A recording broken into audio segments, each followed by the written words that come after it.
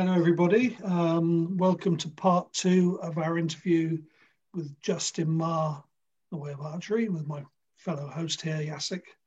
Hello, everyone. Okay. Thank you very much for part 1, Justin. We had a lot of really interesting feedback with it. Now, you're going to run through some basic shot process of the going style for us, yes? That's right, yes. And what I'll provide is a very basic introduction that I teach to my private lesson students one-on-one. These are people who usually don't have archery experience. So you'll have to pardon some of the very simplified explanations of bow, shoulder position, and draw, because you don't want to give them a fire hose of knowledge all at once. That's very off-putting. So I'm going to start very simply with an explanation that can be applied easily. So when we're talking about shooting a bow and an arrow, we can start with our feet position. What I teach... Justin, before we get into it too much, I'm just going to pin you up as the main screen so everybody can see nice and clearly. There you go. So we're looking at you, okay? And we'll just let you run through, yeah? Sure, sounds good. So we'll start with feet position. And let's say that the target is in this direction. So there are obviously a few different choices. You can either have parallel feet running in a line toward the target.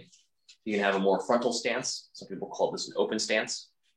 Or you could have a closed stance where the torso is facing away from the target. So what I teach my students is to have a little more of a frontal stance. It's kind of a nice balanced position.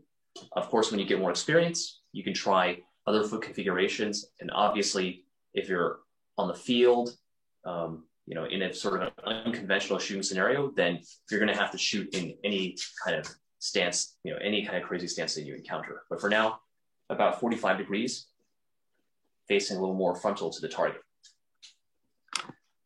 The next part would be the waist and the hips. So I don't advocate for having a position that's too far like this. When you arch your lower back and you're sticking your butt out, you will only see that type of position for people who are shooting insanely heavy bows, 140 pounds, 170 pounds, 200 pounds.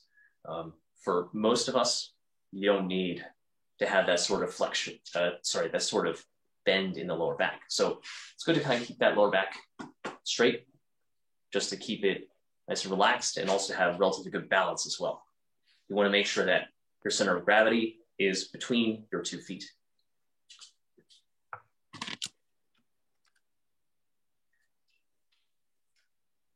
Then we get to how to hold the bow itself. Now, if you look at your bow hand, in the web of your hand, you'll notice there's a little crease here. I like to tell folks to put the bow, the center of the bow, in the center of that crease. Like so. Because if you have the bow hand too much like this, or too much like this, you're not going to have a good hold. Like this is just not stable. This will make the string prone to slap your wrist. Stop for a moment. There's a big thing saying Justin's network is too slow. Yes, oh, no. And it only just starts happening when you stretch your hand out. So you froze. Yes. So your broadband, Mr. Google, there, Mr. Well, I live in an area which only has, DSL available to me, so it's kind of like, yeah. Okay. So we're not going to worry about it too much, but if you could repeat the last bit. Just from your hand. Talk about the hand position. Which, okay. So I was like, was I somewhere here? Yes, yeah, perfect. Absolutely. Yes. Okay. Great. Okay. Here we go. So we'll talk about the bow hand here. You'll notice in your bow hand, the web of the hand, there's a crease. I like to put the center of the bow handle in the center of that crease, like so. And you'll notice that the thumb is going to be sort of naturally pointed at a slightly offset angle, maybe about 12:30 o'clock, almost 1 o'clock. You don't want your bow hand wrist to be too much like this. It's unstable. You don't want it to be too much like this because the string is going to be liable to slap you. Okay, and you don't want it to be too high up or too high down. I mean, there's room to experiment with this later, but for now, just keep a nice neutral bow hand wrist. Have the center of the bow handle in the center of the crease in the web of your hand. This is your arrow shelf right here. That arrow is going to be resting on top like so. Okay. So will it also touch the index finger or just the thumb? Will it just only touch the finger, is the index, or just the thumb? I would say just the thumb for now. Obviously, you're welcome to try experiment. I know friends who will rest it on their index finger, or they'll have like a wedge between their index finger and their thumb to use there. I just teach simply let it rest on your thumb. And then obviously you can experiment with that later. This is something that's very personal, the bow hand, but I think that this position works for most people. Thank you. Okay, so the next thing is the draw hand with the ring. The ring that I'm using here is one with a little bit of a string guard. You will see that there's a little bit of a saddle point here, and that's where the string is going to be lying across that, so it doesn't make heavy contact with the skin. There are other styles of ring where you rest the string at the edge of the lip here, and the technique that the general draw technique that I teach, it should not change too much depending, regardless of the style of ring that you're using.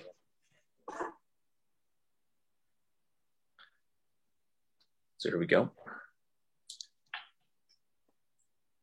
And of course, for folks who are shooting bare thumb, I would say you could rest the string at the crease right here.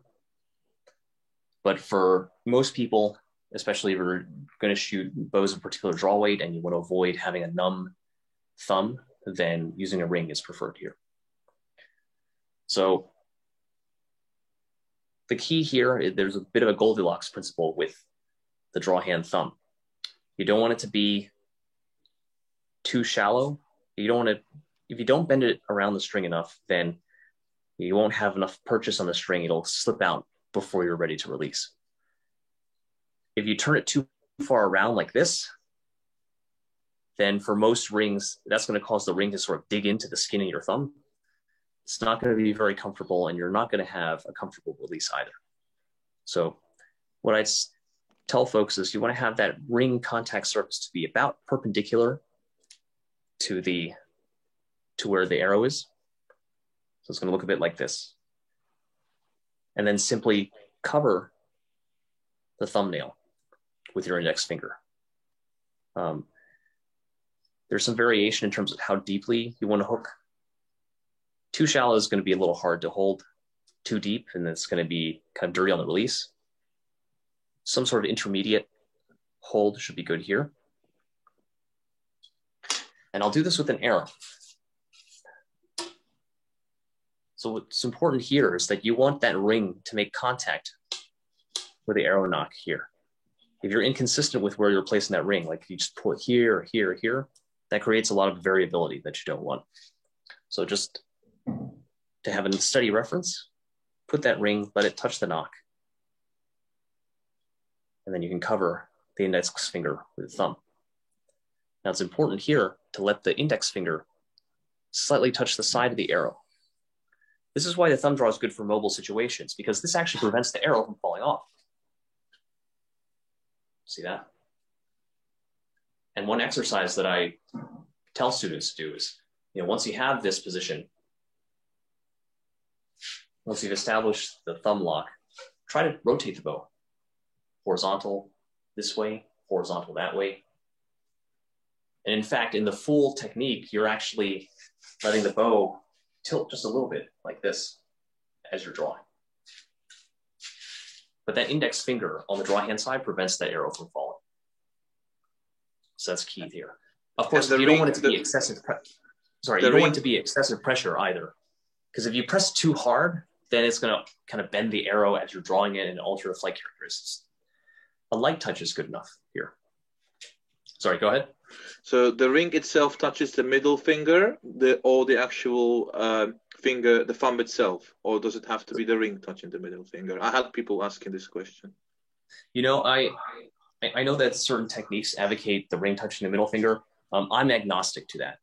And in fact, you know, I find that some of my strongest thumb draw positions is allowing the thumb ring to not touch the middle finger. This is just practical experience. I know it goes against doctrine for certain Middle Eastern styles, but just based on practical experience, you know, just, you know, if that separates and floats during the draw, that's okay.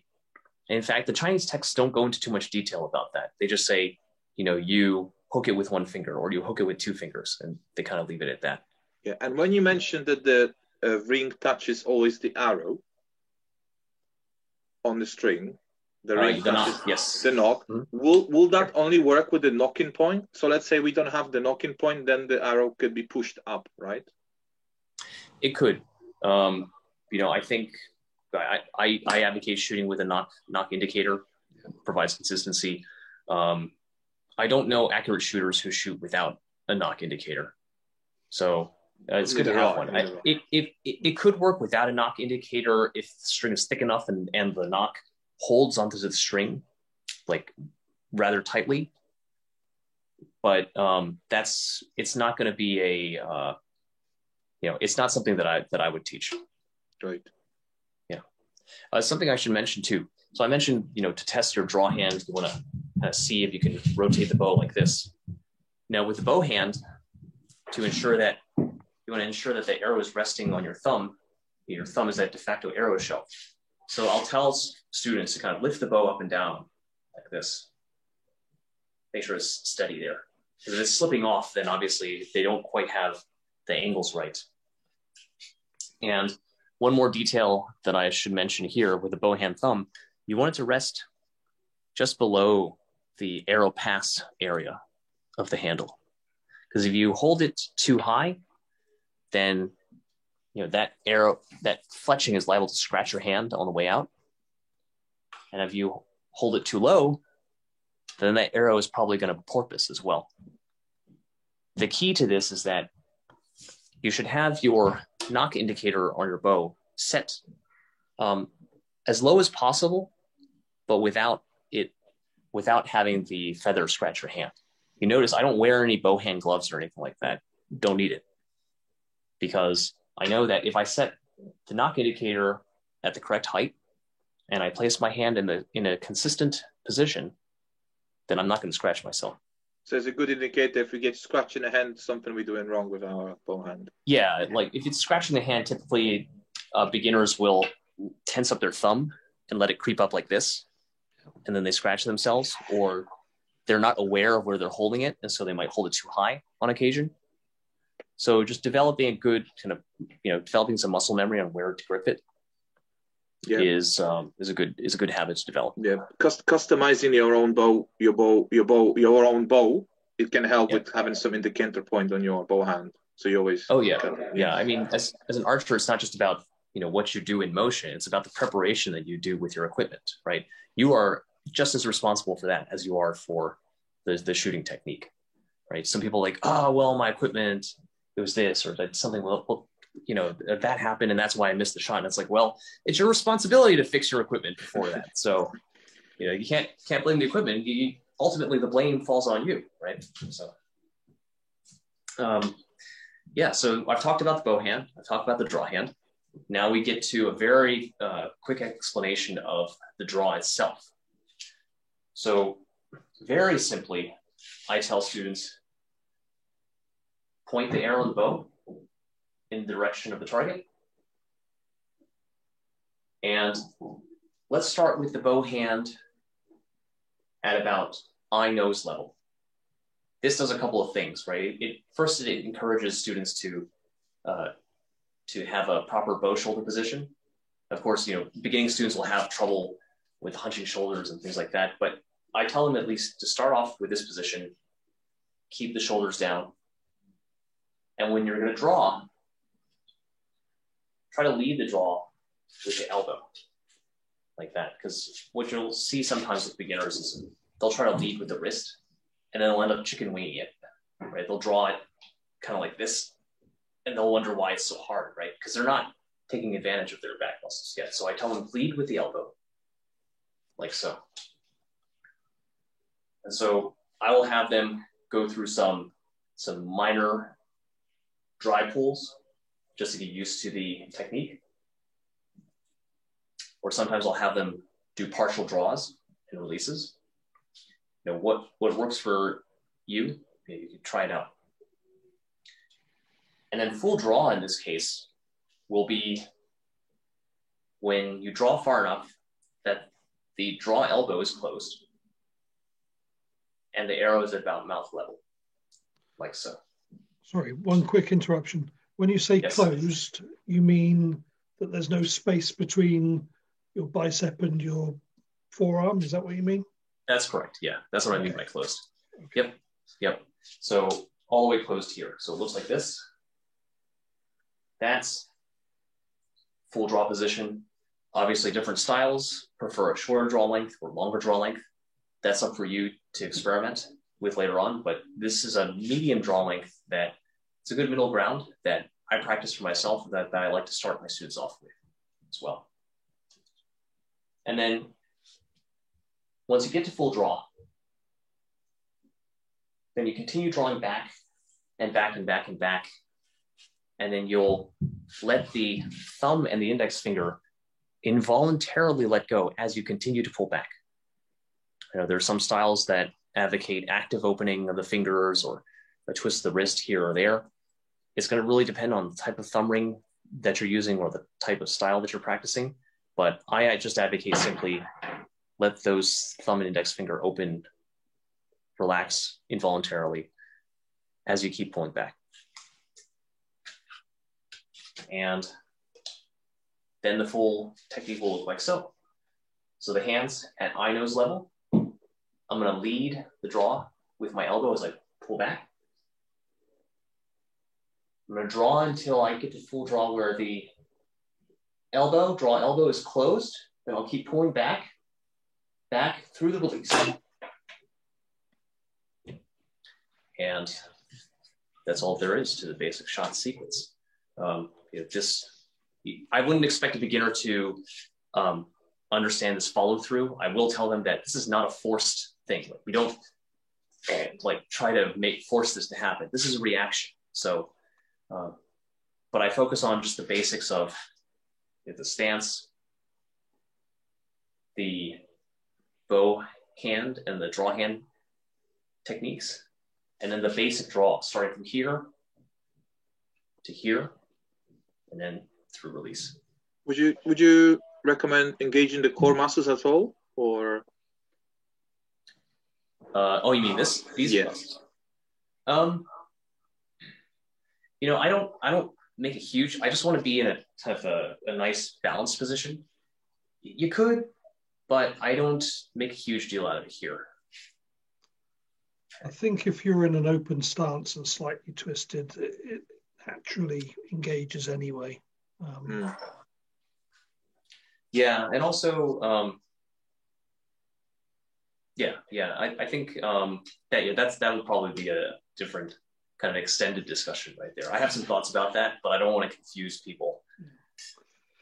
Can I just ask about the release then? When you release that time, your hand finished quite a long way back. Sometimes when we see you release, it's not much further than your ear. Presumably, it's just a completely relaxed thing. You're not trying to aim to get in exactly the same place every time, or... Right, yeah. It's just a reaction to the sort of the linear expansion that happens before the release. And it's just momentum after the shot. Now, the difference between a follow through that ends here and then it ends here is just that with this, I'm letting the elbow open up because I want the hand to travel in a straight line after the shot. The other is where I just keep the elbow closed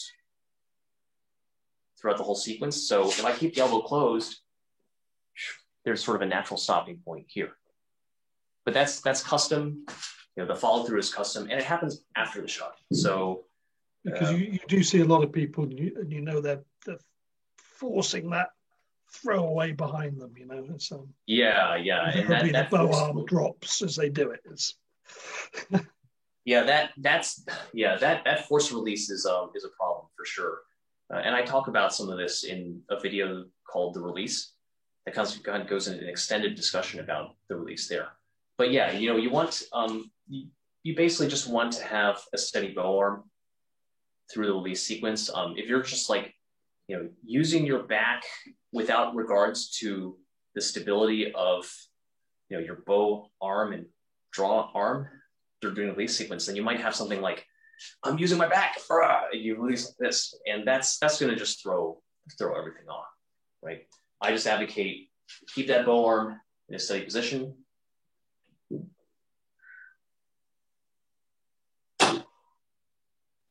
And you're good to go. I mean, obviously, when I mentioned the bow hand grip, it's a half relaxed grip. You're holding with this, these fingers are relaxed. And so there's a little bit of give, there's a little bit of give in the bow during the shot. You want to avoid having a grip where it's an iron, all 5 fingers very tight, because that's going to interfere with the cushioning effect that the bow hand should provide. I think to me, what stands out watching you just run through that sequence is every part of it looks relaxed and not forced. That's the from the grip on the bow to the pull back to the release. It's you don't look like you're holding the bow really tight, straining to get it back and throwing the hand. Well, thank you. I mean, I had to work on that, but also, this bow is like 51, 52 pounds. Yeah. So, that just speaks to if you have a technique that emphasizes keeping the periphery finessed, and using the central back muscles for most of your effort, then it's going to look relaxed for most poundages. So let's say someone is already an archer, but not a thumb shooter, which we have many of people in a group like this, or they're new to it. And let's say they can shoot the heavy bows with 3 fingers and they practicing the technique with the thumb now. What would you recommend when they asking to recommend the bow?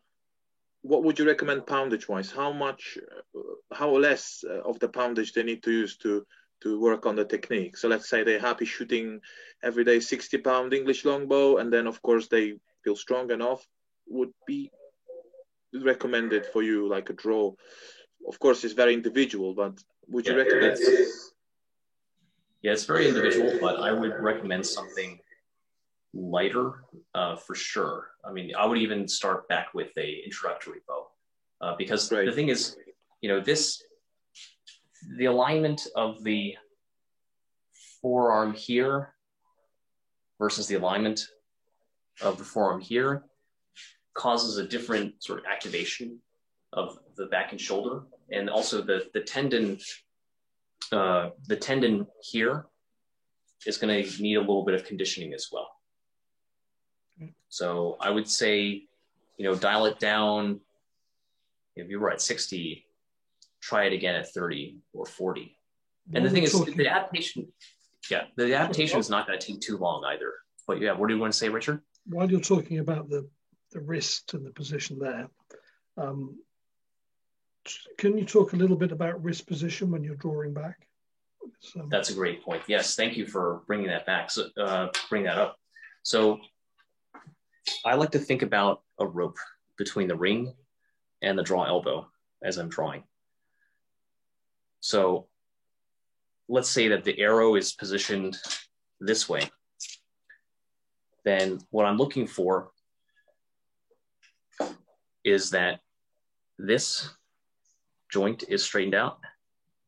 The wrist is pulled straight. And you have a virtual rope going from the ring to your elbow. That's why when I'm that pull it out idea. I like that. That's because everybody starts like this, and it's everybody starts like this. Yeah, I think I like, if you have pull it out straight. Yeah. Yeah, if you've got tension in the draw hand like this, or tension in the thumb knuckle like this, then that's an element that can get tired after a while.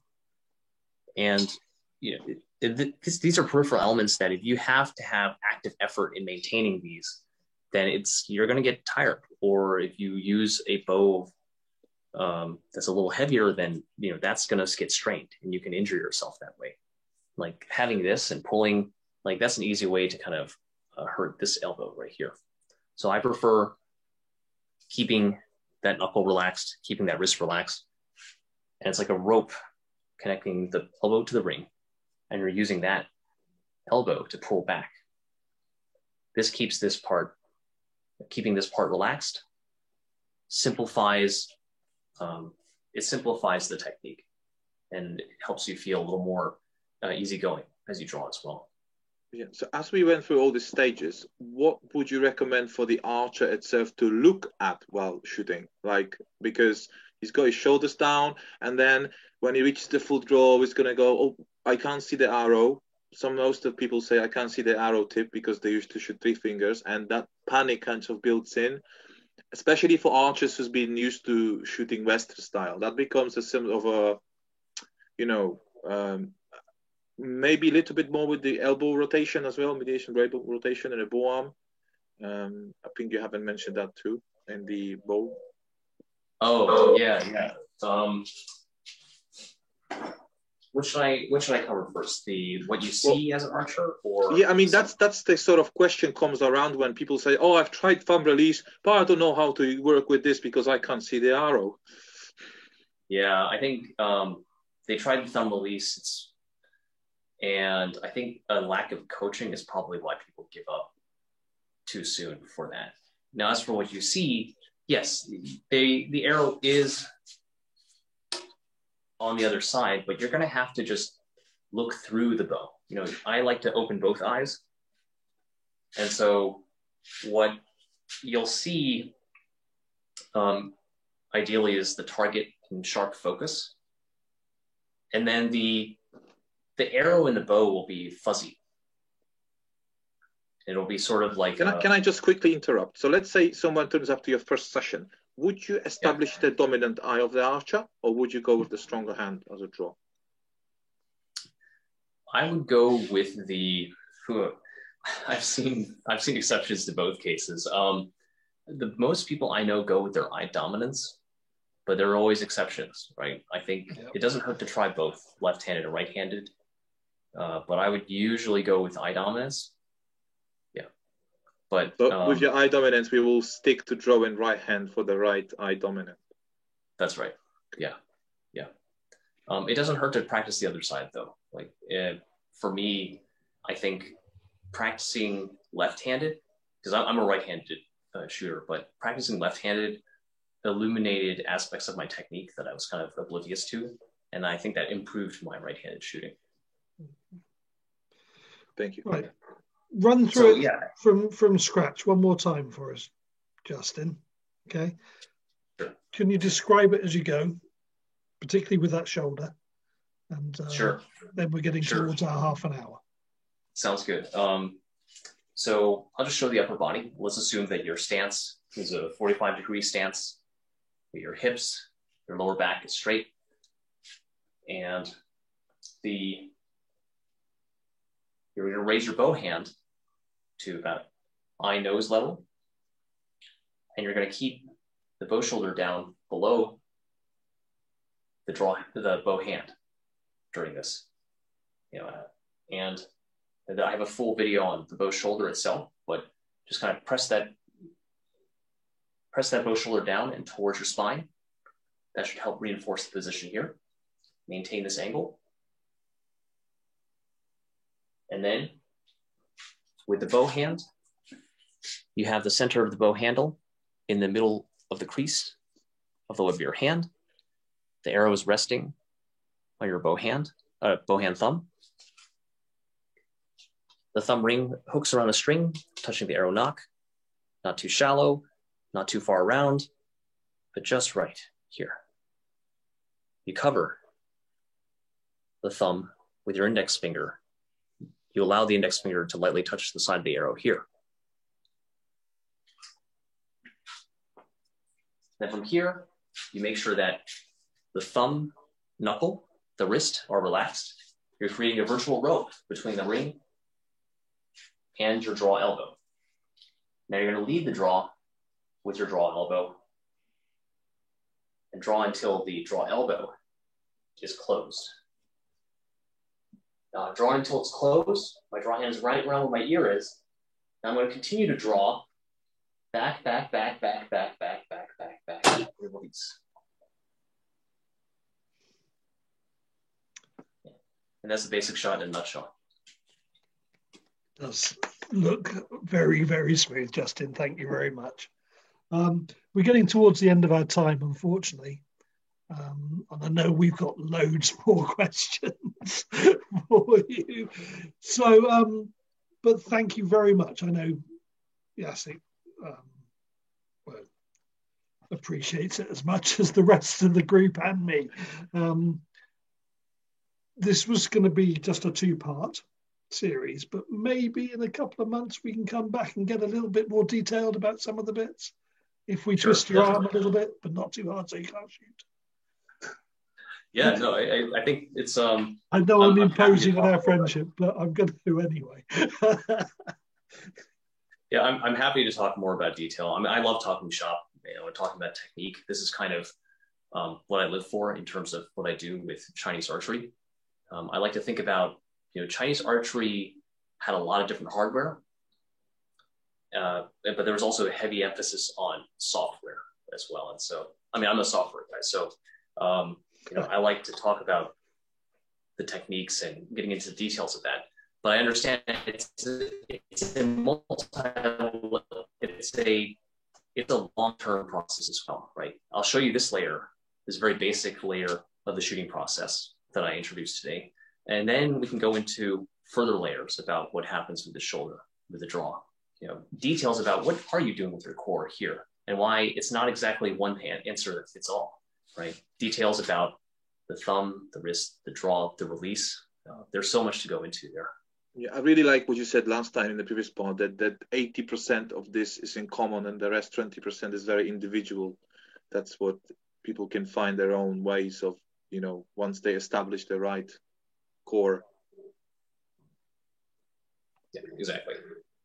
Okay, brilliant. Okay, well, I think we've come to our full half hour. It's been a great 2 episodes, and I think they're going to really appreciate it. So thank you again.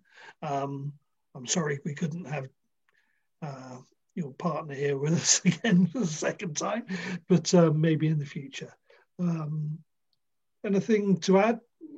No, I'd just like to thank you as well. Thank you very much. Your time is appreciated. We'd like to promote, Chinese archery further. So no better way than having Justin showing us the basics of the form. And I hope the members can take a lot from it. Yeah, send us that feedback. Yeah, thanks for having me on. Thanks for the opportunity. Okay, well, thank you very much. And thank you. And I'm going to stop the recording. Cheers.